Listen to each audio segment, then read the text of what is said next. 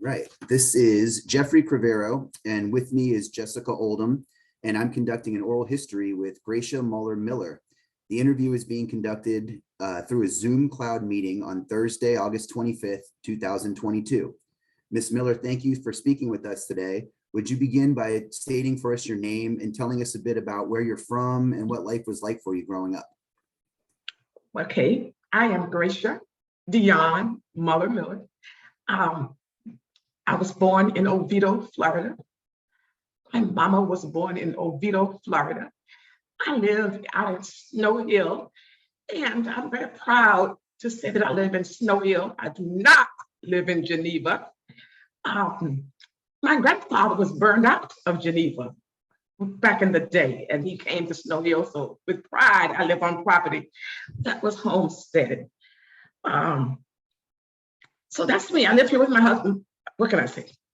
I live with around my family, and I've always done that. And so you know what? Geoffrey, I forgot the second part of that question. That's all right. Just tell us a bit about what was life like for you growing up and where you're from. Okay, so in general, my life was extraordinarily good. I had my mom and my dad.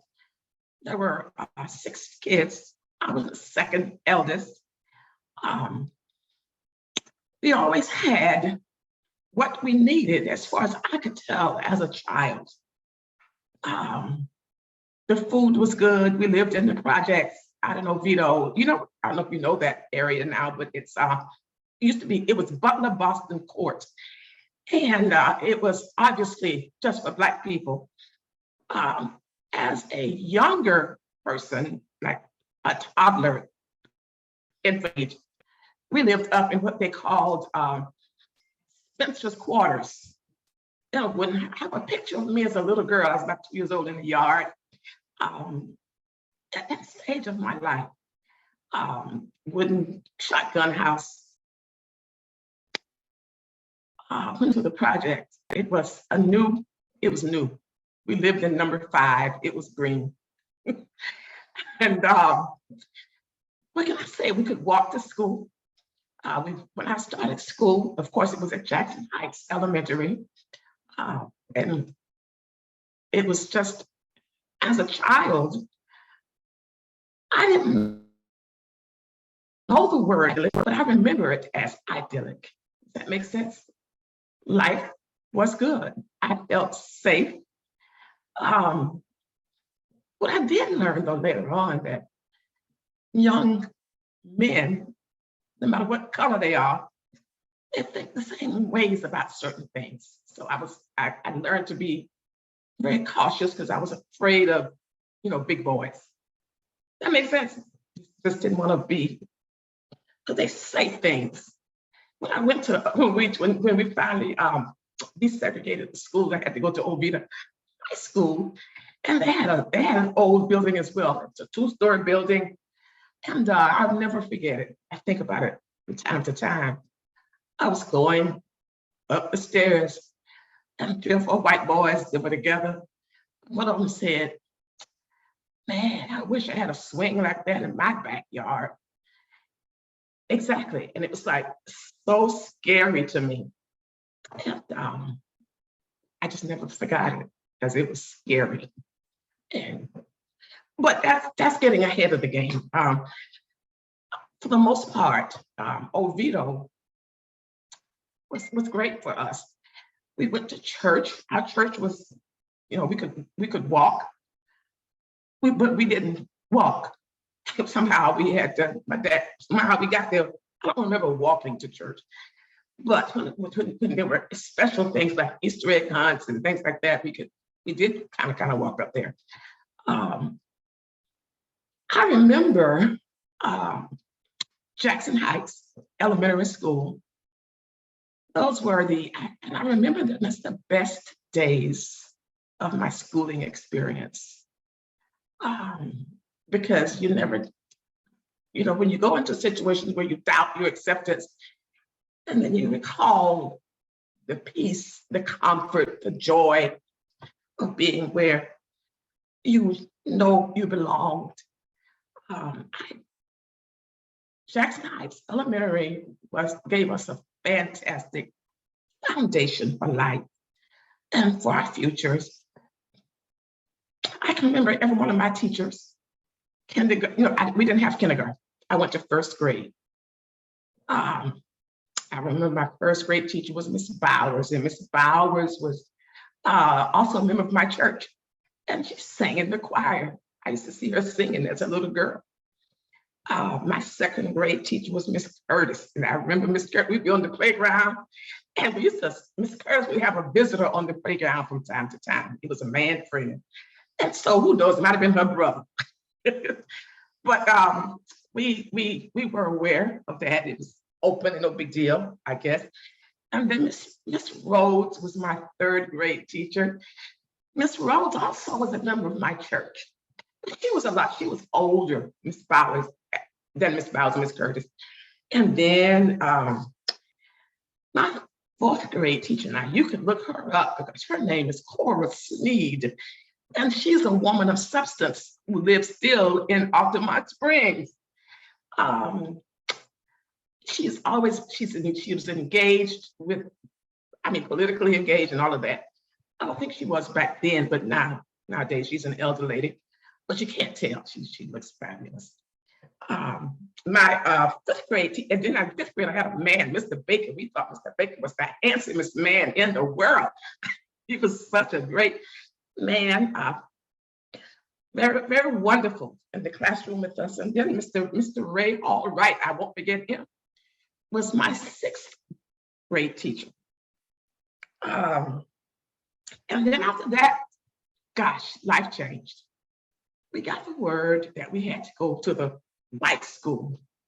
That's the way we said it at the house. And my uncle was the principal at Jackson Heights, my daddy's brother. And we cried, we were crying, we were devastated. For me, it was hard because I was looking forward to being an eighth grader. There are traditions in schools, like we had the school ball. High schoolers do the prom.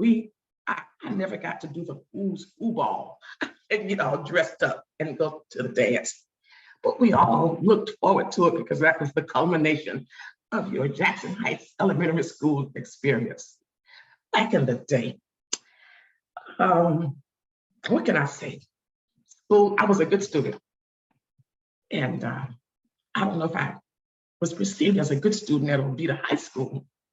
I was well liked, but I never got any scholarship offers to help me go to college, so I don't think I was really a good student by certain standards. But that's life, and here I am, almost 70 years old, and life has been a blessing. It's been fine. But you learn a lot of things by parents who are very engaged with the school, with the PTA. I remember my mother was a school teacher also, but I remember her going to work a little bit later when my baby sister when she could go back to work. And so she taught at an elementary school in Sanford. Now I just got off track. I don't know why I had to say that, but I lost my train of thought. I'm so sorry. That happens to me a lot. No, not at all. Follow whatever train of thought your thoughts go down. It's all open-ended, so there's no wrong answers. Okay. So am I saying too much? You asked me to just my experience. Not at all. Say as much as you'd like. It's all great. Aren't you kind? So I don't know. What were some of the? I want you to know. I thought about it this afternoon that I've always had an awareness about what was going on around me. So race issues. My daddy was a great guy. He was a great guy. His sisters were all mostly educated. He was not. He only went through 9th grade, but I think he was the smartest of all of them, quite frankly. And so we just were well informed. We listened to the news. They listened, they talked, we heard what the adults were saying about things. that were going on in the culture and in the society. And so there was, there was a fearfulness among us about going to the white school, so much so that my dad asked his brother, my Uncle Sammy, who's the principal, to come to the house and talk to us, to reassure us, to inform us about what was getting ready to happen. And so it helped us, to be more comfortable. You're not necessarily comfortable, but you just have to accept what's going on. What else you gonna do about it?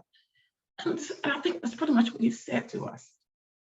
You'll be okay. You just need to go and do your best. It was always about excellence at Jackson Heights. Absolute excellence. He was, I don't know, everybody will probably say the same thing. He was firm.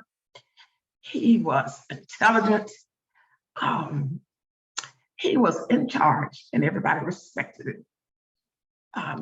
The kids did, the parents did, the teacher. You could just, the culture was one that honored the the protocols. He's in charge. The teachers have authority, but he has the most authority. I thought about it too. In the cafeteria, we had the best food. So nowadays kids, they just eat a lot of pizza and cereal.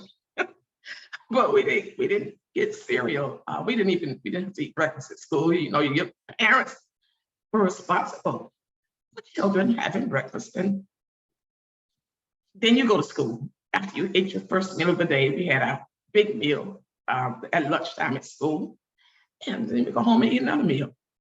And the meals were always wonderful and beautifully presented. I remember that those women in the cafeteria were just as proud as the teachers in the classrooms.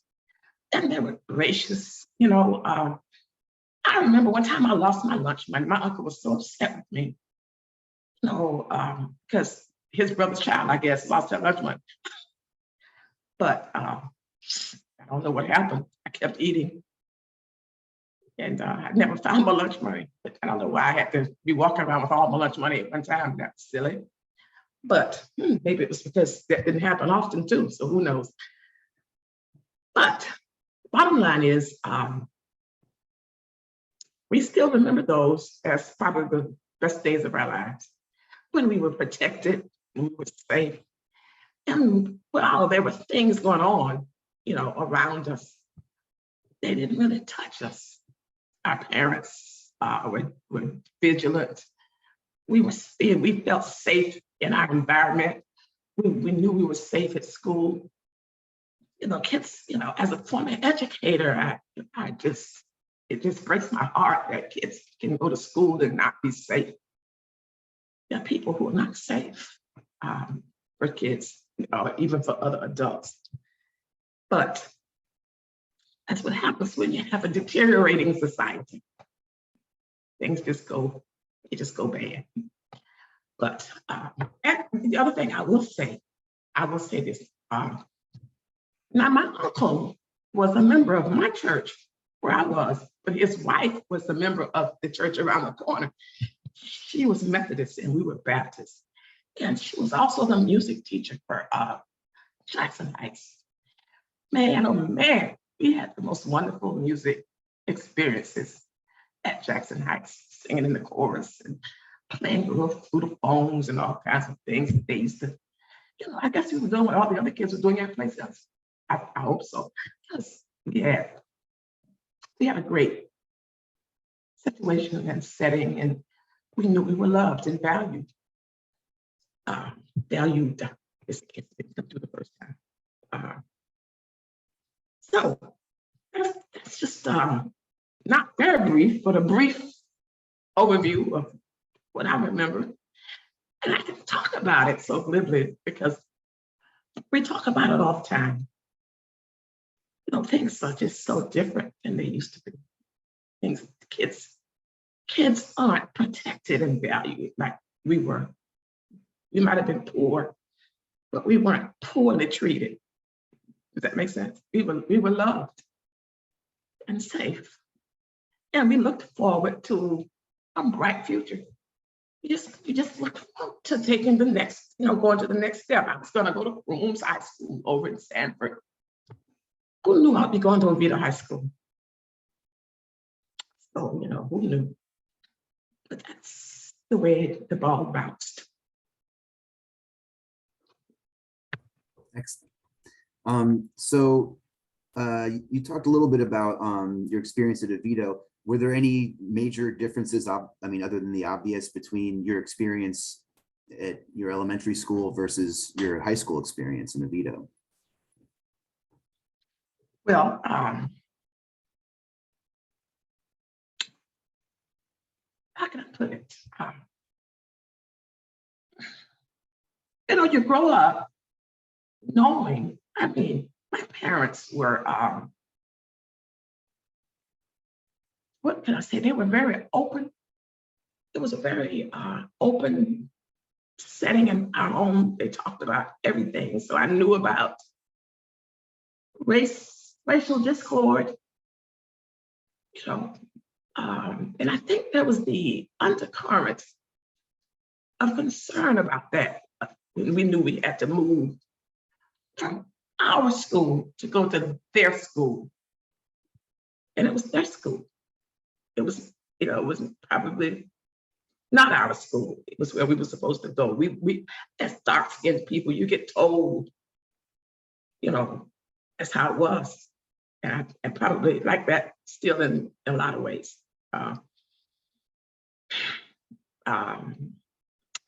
So I never felt loved at Oviedo High School necessarily. That wasn't a part of the culture. You know what I'm saying? I was at Oviedo High School. I ended up being the first Black cheerleader.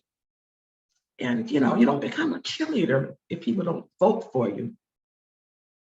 So, students voted. They weren't adults, they were students who voted. And so I've always been a person who I get along with people. I appreciate people. And I'm basically really non-judgmental. However, I am very aware and astute. I know what's going on around me. I understand the nuanced.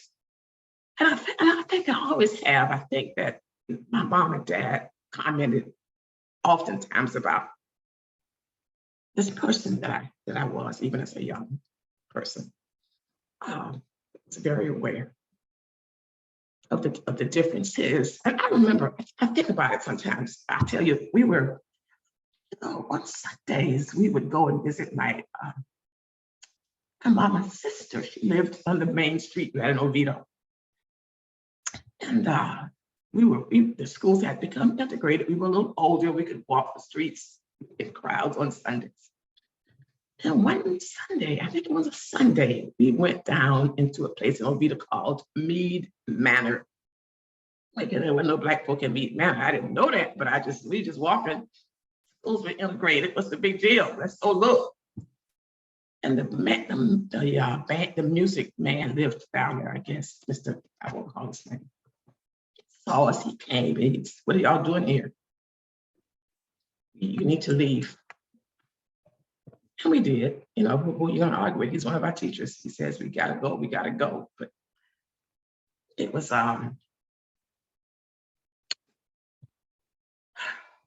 it just kind of solidified the fact that this different that we are, it's just different. You don't belong certain places. So, I never have even driven my car back that way in all these years. Okay? Not because I'm afraid. I don't think, perhaps my presence is not necessarily deserved in that part of town. Most people like being with me, so it's all good. But it was a shocking thing. It was kind of scary. I remember feeling scared, like we really have to get out of here because we don't belong here. And we were young girls, just walking. I don't remember there being any boys with us. Just walking on a Sunday afternoon, looking at places we hadn't seen before in the town that I was born in. But anyway, that's another story. Life was okay. Life was good.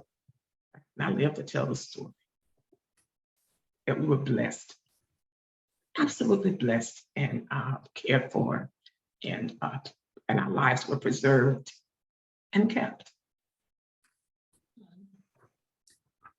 In 2001, I think it was, you were involved in planning a class reunion of various colored schools in Seminole County between 1953 and 1967. And there was a booklet that was also created that details the history of the Black community's drive to create a place to educate their children. How did you become involved in that project? And could you tell us a little bit about that and the event? I just want to become involved. You know, I was just involved. I don't know who spoke it first, but knowing me like I know me, I probably said something like, let's do that. I'm in. And so I was involved. It was wow. Wow, it was you know what wow really means? It means wonder of wonders. That's how I define wow. It was over and over, I could say, wow. And there were other people who were engaged with more details than I was. But the response that we got, people coming, people came, people wanted to celebrate. And you know, when you do a reunion, you do gotta relive some things, don't you? So there was the elevate the gosh, wasn't that the elevating is the wrong word. It was just the reliving of what we call it as the best days of our lives as a people group. Does that make sense? Best days of our lives. We spent them at Jackson Heights Elementary School, being educated, developed, prepared for success. You know, because my classmates and we did well at Oviedo High School. You know, many of us are college graduates and even beyond that. So, so it wasn't about the academics. That wasn't necessarily more challenging than, no, that wasn't it. It was just about being a different presence and changing the, well, people's perceptions of what public schools ought to look like. Who knows? You know, they forced us to do what the grown folk couldn't do. You know, what the grown folk didn't want to do, but somehow, you know, government, people marching, things happening, to change the culture and the nation. Yeah, yeah. But it didn't really change people's hearts. It just changed the way things had to be done. But it was the reunion. We always said we would do it again, but we haven't. You know, but that's okay. We don't. Maybe we don't need to do it again. Yeah. You know, it wasn't just the students, but the adults, the teachers, they came too. You know, they came. We all of us live with the void that was created.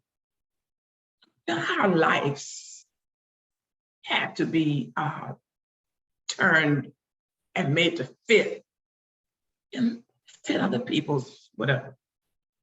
Only because separate and equal don't go together. They just don't go together. They should, why not? But they just couldn't go together. And it's not even about the South, it's just about the nation. Yeah, I know that now. So anyway.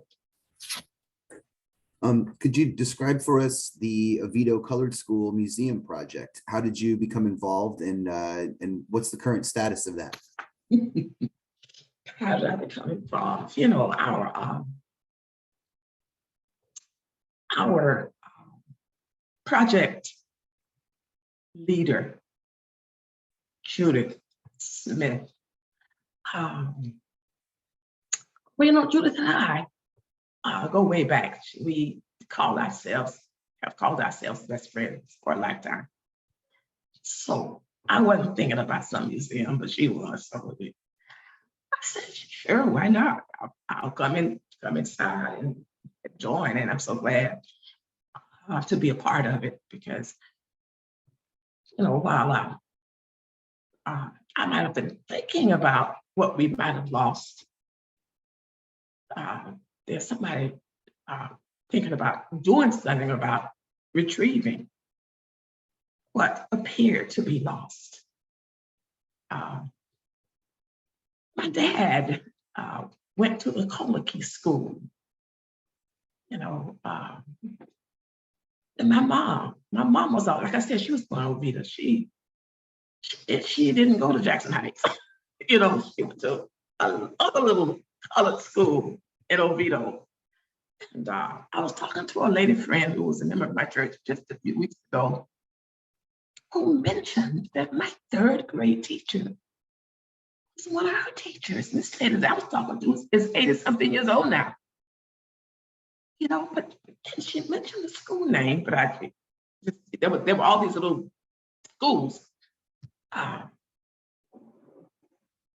So yeah, when you think about history books and what they don't tell, people who think, well, what the history books don't talk about, somebody needs to. Our history is just as valuable, maybe more valuable, because we survived the ugly that was perpetrated. You know, so it was about staying alive, being great, living well, prospering. You know, trusting the Lord with all of our hearts. So how you say, I'm so proud of what we are doing, and proud to be privy to the details, and there's a lot. Well, there's some things that I just think it's a great thing, period. And so it's an opportunity to make a difference, to help. Yeah, that's how I got involved. My friend Judy had a vision, and I could see it clearly. And so yes, was my answer. I will participate as much as I can and be helpful. So I try. So is there anything else that you'd like to add or expand on? Do you have any final thoughts for us today? Well, I don't know. I think I've pretty much said it. Did I mention how much fun we had at our Halloween carnival? Oh my God. It was the highlight of the school year in terms of the extracurricular things that were provided by the PTA. You know, when our children went to the white school, most of our parents stopped participating with the PTA. And it wasn't that they stopped, but they weren't welcome. At Jackson Heights, we owned it. Our parents owned it. And there was nothing that was too great, too wonderful, that they didn't want for us. They just made it happen. And we felt like we were the most fortunate children in the world. We really did. So the academics, second to none. The extracurricular things, we didn't know that there was something else someplace else. This was great. the teachers loved us. They cared for us. And we were disciplined when we needed to be disciplined. We were celebrated. We were safe. And, we can go down, we can just have pages and pages and pages of successful people who made it without going to Oviedo High School because they were older than us. You know what I'm saying? That didn't have to happen for the academics. It had to happen for the social aspect. But God is gracious. And this museum project is moving forward, and I'm excited to be a part of it. And that's all I can say about it right now. It's a grand thing. It is surely a God thing. Yes, that's it. Mrs. Miller, thank you so much again for sharing your time and speaking with us today. This has been Geoffrey Cravero with Jessica Oldham and Gracia Miller on August 25th, 2022. Thank you. It's been my honor and pleasure.